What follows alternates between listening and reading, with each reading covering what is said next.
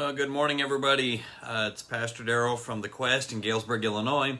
I'm running a little bit later again today, but seems to be the way this last week has gone. And I have to ask you at the beginning to kind of bear with me. I'm having a little bit of trouble with my throat today. It's fall in northern Illinois, and I'm having some sinus issues. It is what it is, but let me go ahead and get started. I shared with you before that so many times I tend to base what I'm going to talk about off of everyday events, everyday conversations. And yesterday afternoon, I had a online conversation with a friend of mine, long-term friend, who I want to be very careful how I say this. I'm not trying to minimize her situation whatsoever. You have to bear with me. My eyes are itchy today too. Anyway, she's going through a situation, and there's no other way to say it, that she's under a ton of pressure. And so I'm not minimizing her situation, nor yours if you happen to be in a situation like that. But I want to talk about being under pressure. She said to me, and I want to quote this part of it, she said, "I just wish that I could get out from underneath all this pressure. It's about to do me to an end." I responded to her and telling her that what she didn't realize is that the pressure she's under, and she happens to be dealing with this pressure long term. I said, this pressure that you're dealing with is what has molded you and shaped your life, and has caused you to become the strong person that you are in the face of your difficulties. And I want to talk about that a little bit this morning, that, the reality is that we all face varying degrees of pressure, and sometimes we just feel like we're going to break underneath the weight of that pressure, the stress and strain that we're carrying. And so, excuse me, sometimes we feel like throwing in the towel and quitting. And I'm about to get myself in some hot water here, but here is, hey, Jim Martin, you're going to relate to this one.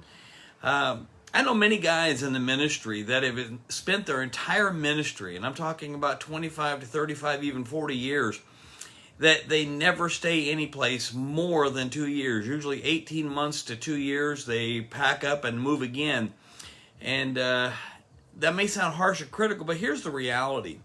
They've never learned to deal with the pressure. Any pastor can tell you there's a honeymoon period, and we come into a church, we have a honeymoon period where, you can do no wrong, and then all of a sudden about 1.5 years to 2 years into it, it starts getting tough.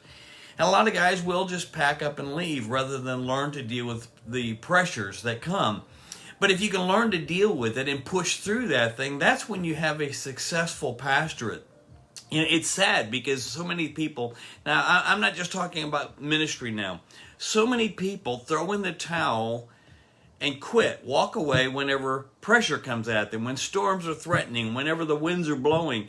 And we need to learn to set our face like a flint to the wind. It's an old saying that some of you younger folks probably never heard, but it means being determined. We set our face and we're going to face the storms of life that will help us to grow. And in the process of our growing, we help others to grow around us. The great Scottish American preacher, they call him Scottish American because he came to America later on, but he was a Scottish preacher by the name of Peter Marshall. No, not the guy from Hollywood Squares.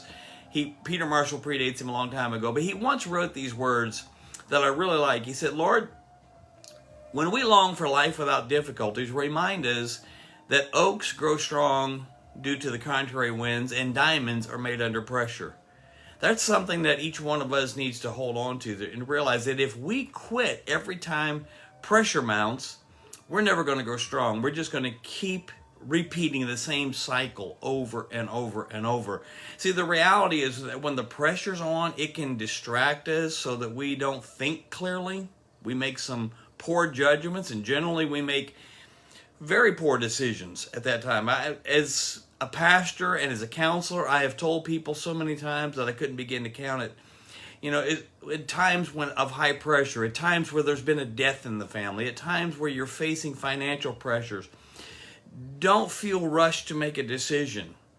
I'm fixing to get myself in more hot water here. I've done battle with more than one funeral director who's put a high pressure sales pitch on people, trying to get them to make a decision that was really wrong for the family, to spend a lot more money than they need to. Don't ever allow yourself to be pressured into those situations. And I'm not talking about just that. Anytime there is a high pressure push, salespeople in general do this to us all times, but in other areas of life, if there is high pressure for you to make a decision right now, that's the time to throw up your hands and say, wait a minute, let me back away. Let me go pray about this. Let me think it over. Let me sleep on this and I'll get back to you. They don't want to let you. There's a reason, because they know if you think about it, you're not going to. High pressure salespeople, man, they thrive on pushing you to make a decision right now because they know you're not going to buy their product if you have time to think about it. I've said many, many times as pastors, my members and former members can tell you, there is an anointed word that we all need to learn, and it is no. But there's something about pressure. I don't want to just get lost in the sales thing, but I want you to understand what I'm talking about. There's something about pressures in life and feeling under stress that can become so unrelenting that overwhelms us, and we just feel like quitting. And here's the thing, it's going to sound so overly simplistic, but this is it. Don't let it. You know, one of my favorite comic bits from many years ago, Bob Newhart did a thing about, we're not going to go there, just say no. No, don't do that. And he said to a woman who had a fear of being buried alive in a box, said, if you don't stop it, I'm going to bury you alive in a box. Now, it was a comedy routine, but there is a simple answer in what he was trying to say. Is sometimes we just need to learn to say no. You can say no to pressure. When pressures are coming in, you don't have to make a decision right now. You don't have to push through and do something that you're going to have buyer's remorse for. And I'm not talking about just in buying. So many of us in life have buyer's remorse. Refuse to give in to pressure. Instead, spend time in prayer. Ask God for wisdom. You know, the Word of God says that if we lack wisdom, if we act for it, He will give it to us. The Bible tells us so clearly in 1 Peter 5:7, something that is so important for us to get. We quote it all the time, but do we live it? It said, cast all your cares upon Him, for He cares for you. I love that. If you look it up in the original language, the word or the phrase there that is translated, cast your cares upon Him, literally means to heave it off of your back. It's like you're carrying a load on your shoulders, and it literally means to throw it off of yourself and onto Christ. Do you understand? God has invited us. It is an invitation to every one of us to cast our cares upon Him. Why? Not because we're weak, but because He cares for you. Jesus is saying to you today, whenever you're under that pressure, I'll take the load. I'll carry the weight. I'll help you through this. But here's the key that so many people get. A lot of people pray all the time. Oh, God, help me. Oh, God, help me. Oh, God, take this pressure off me. You got to do it yourself. This is the part where we willfully say, I'm not going to worry about this anymore. I'm not going to let this take me under. I'm not going to drown in this storm. I'm going to cast my cares onto Jesus, and I'm going to rest there. Now, I've said it several times today. I might as well go there again. I'm probably going to get myself some hot water, and I guarantee you I'm going to get some messages and emails about this, or I probably will anyway. I shouldn't say guarantee. When I was growing up, I know Jim's on there. He can attest to this, that when we were growing up, we didn't worry about all this PC stuff.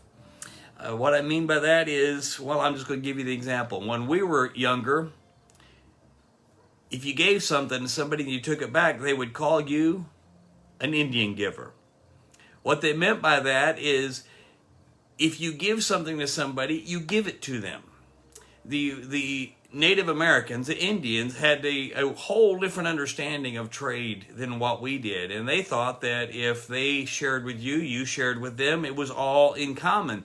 And the white man started calling it Indian giving, because they was like they always expected something in trade. It wasn't like they were trying to be underhanded at all. Here I am explaining Indian giver. They weren't trying to be underhanded. They were simply trying to be fair. But we labeled it Indian giving. Well, I've used this example many times.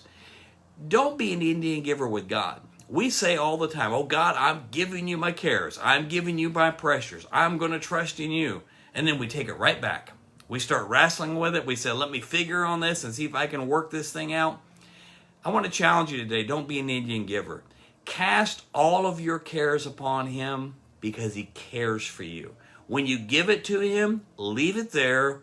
put your head to the pillow and rest, knowing that you're in good hands. I hope it helps somebody today. Come back and see me again tomorrow at the Quest. I love y'all.